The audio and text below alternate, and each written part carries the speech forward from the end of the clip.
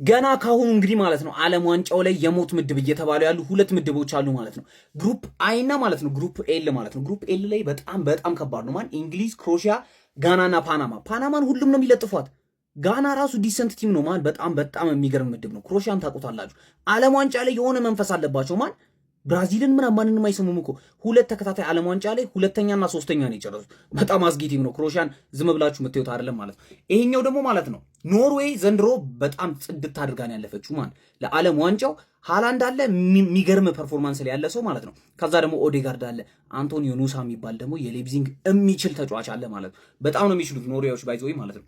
ሴኔጋል እንደምትመለከቱት ማለት ነው በጣም ጽድት ያለ ቲም ነው። ማን ያው ከሳውዲ ነው የሚመጣላቸው ግን ስቲል ዲሰንት ቲም ነው። ማን ምድቡ አሪፍ ነው፣ ፉክክር ያለበት ምድብ ይመስላል ማለት ነው። ያው ዓለም ዋንጫ ነው፣ ሁሉም ሰው በሞራል ነው የሚጫወተው ማለት ነው። ስለዚህ ከባዱ ምድብ የምትሉት ከነዚህ ውጪ ለእናንተ ማለት ነው የትኛው ነው? አርጀንቲና የምትበለው ይመስላችኋል? ደግማ ማን የሚበለው ይመስላችኋል? ኮመንት ላይ አሳውቅ።